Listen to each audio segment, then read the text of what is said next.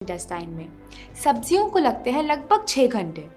क्या आप जानते हैं कि अन्न जैसे कि रोटी, चावल, दालों को कितना टाइम लगता है?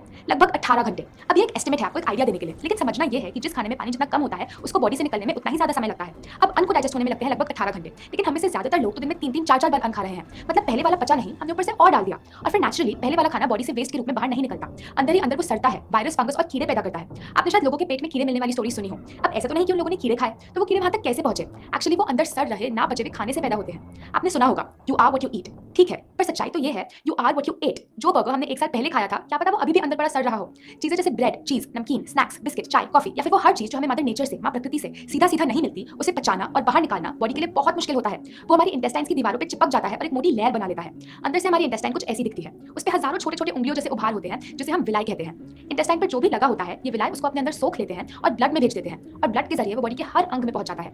अब अगर इंटेस्टाइन की दीवार पे गंदगी जमी होगी तो जाहिर सी बात है कि विलाई गंदगी को ही सोखेंगे। फिर ये गंदगी बॉडी के अलग अलग अंगों में पहुंचकर उनके काम को डिस्टर्ब करती है और उसे हम कह देते हैं बीमारी।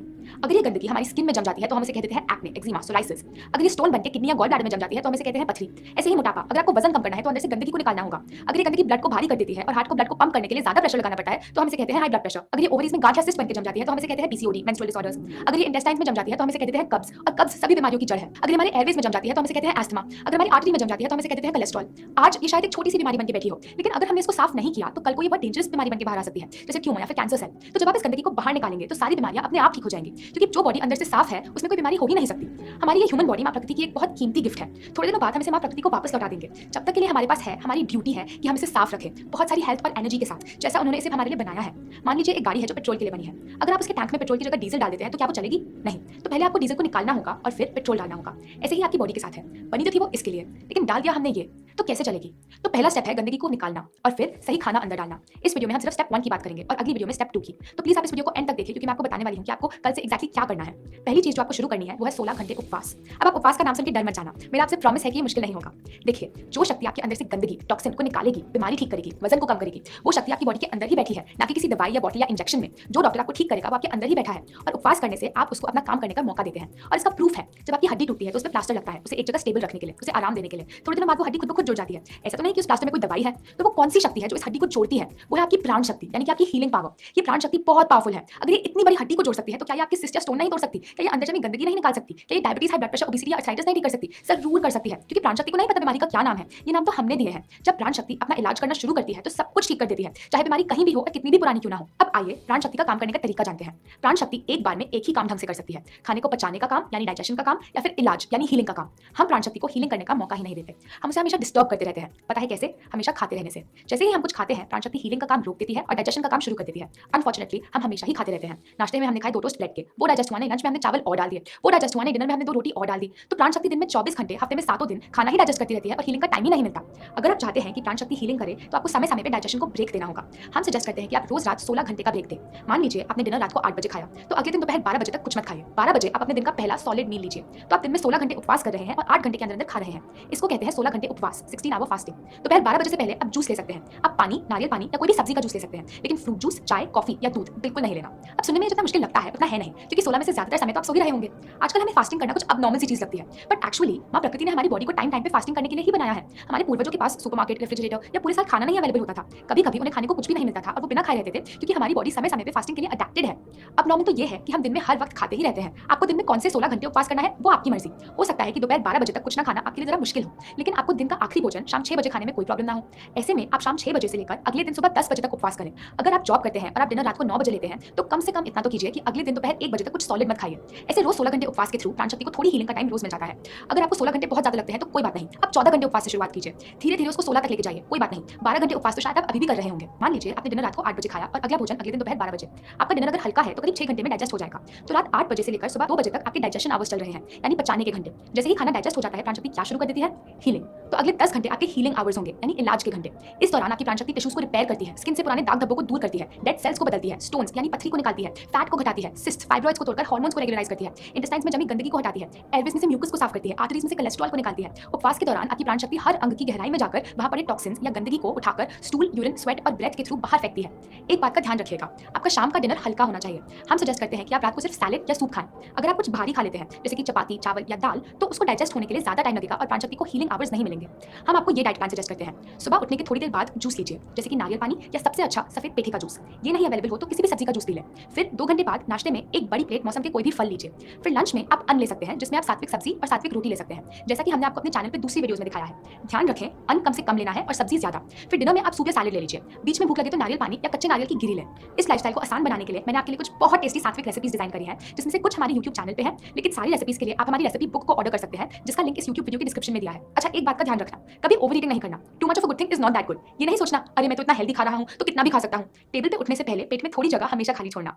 आपकी बीमारी कितनी जल्दी ठीक होती है ये इस पे डिपेंड करता है कि आप बॉडी को कितने हीलिंग आवर्स देते हो। अगर आप रोज 16 घंटे उपवास कर रहे हैं तो एक हफ्ते में आपने दे दिए 112 हीलिंग आवर्स, एक महीने में आपने दे दिए करीब 450 हीलिंग आवर्स, 3 महीने में 1500 हीलिंग आवर्स, और 1500 हीलिंग आवर्स में सभी बीमारियां diabetes, cholesterol, PCOD, thyroid, high blood pressure जड़ से ठीक हो सकती है। अगर आपकी एज कम है तो आपको इससे भी ज्यादा कम समय लगेगा, क्योंकि बच्चों में प्राण शक्ति और भी ज्यादा होती है। बस डाइट को फॉलो करना मत भूलिएगा, वो उतनी ही जरूरी है जितनी की फास्टिंग। अभी उपवास पर एक डॉक्यूमेंट्री भी बनाई गई थी, आइए उसका एक छोटा सा पार्ट देखते हैं।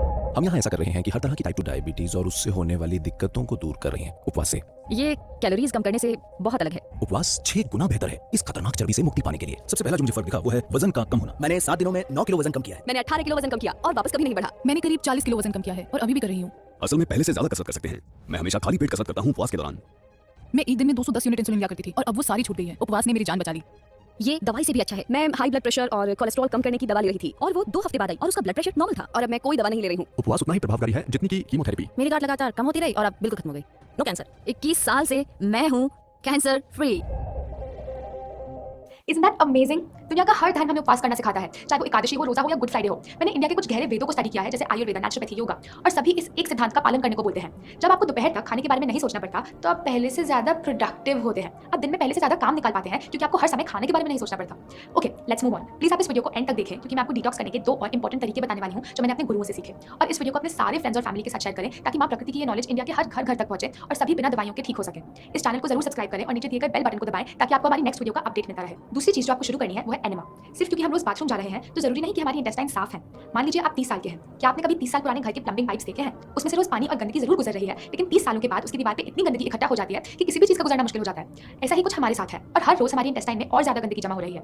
हमें कुछ ऐसा चाहिए जो इस गंदगी की हार्ड लेयर को सीधा मेल्ट कर सके। ये वैसे ही है जैसे हमारे बर्तनों के नीचे चिपक जाती है। हम इसे कैसे निकालते हैं? पानी में भिगोकर। उचित समय दिया जाए तो पानी लगभग हर चीज को घोल सकता है। तो अब हम अपनी इंटेस्टाइन्स में पानी कैसे लें? एनेमा के थ्रू। ऐसा एनेमा लें जो कुछ ऐसा दिखता है। कुछ केमिस्ट इसको अपने पास रखते हैं, वरना आप इसे ऑनलाइन भी खरीद सकते हैं, और ये काफी सस्ता होता है। इसको 2-3 बार पानी से धो ले और फिर एनेमा पॉट में 200 से 300 ml साफ पानी भर लीजिए। इसको लेने की बेस्ट जगह है आपका बाथरूम। पाइप की टिप पे थोड़ा नारियल का तेल लगा लीजिए, फिर इसको किसी ऊंचे शेल्फ पर रख लें। आपकी कमर से ऊंचा होना चाहिए। जमीन पे कोई मैट बिछा लीजिए और फिर घुटनों के बल उल्टा लेट जाइए और पाइप को सिर्फ 2 इंच रेक्टम के अंदर डाल लें। एक हाथ से पाइप को पकड़े रखें ताकि वो बाहर ना गिरे। जल्दी ही पानी एनेमा पॉट से खाली होकर आपकी इंटेस्टाइन्स में भर जाएगा।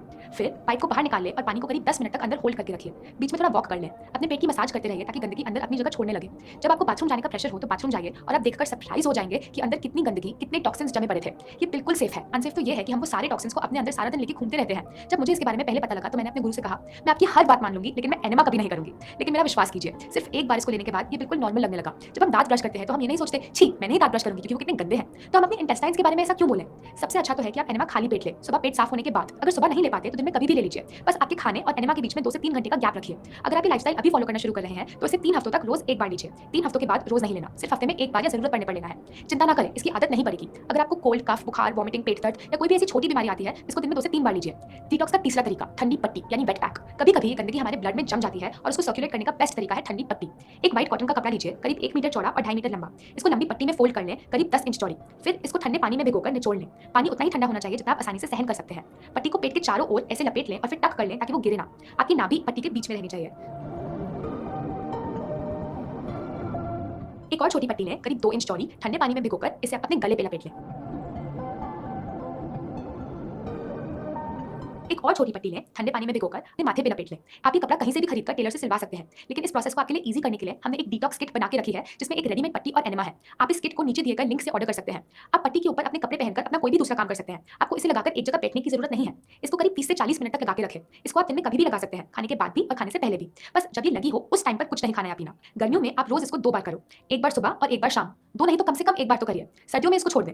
जिन पार्ट्स पर पट्टी लगी है वो इससे ठंडे हो जाते हैं और बाकी बॉडी गर्म। जब एक समय पे बॉडी में 2 टेम्परेचर मेंटेन होते हैं, हैं तो ब्लड सर्कुलेशन बढ़ जाता है। ब्लड के साथ साथ गंदगी भी अपनी जगह छोड़ने लगती है। खाना डाइजेस्ट करने के लिए ये बहुत अच्छी है। जिनका पेट निकला है उनका पेट कम हो जाता है इसको लगाकर। जिनको इंडाइजेशन, अल्सर, आईबीएस, एसिडिटी है उनका वो सभी कुछ ठीक हो जाता है। कोई भी बीमारी क्यों ना हो, पट्टी को तीनों जगह लगाइए क्योंकि तीनों जुड़े हैं। सर दर्द या माइग्रेन हो तो इसको इमीडिएटली लगाएं और आपको इंस्टेंट रिलीफ मिलेगा। देखने में एक मामूली सी चीज लगती है, आप शायद सोचेंगे अरे इससे कैसे डिटॉक्स होगा, लेकिन एक्चुअली पट्टी एक बहुत मैजिकल चीज है।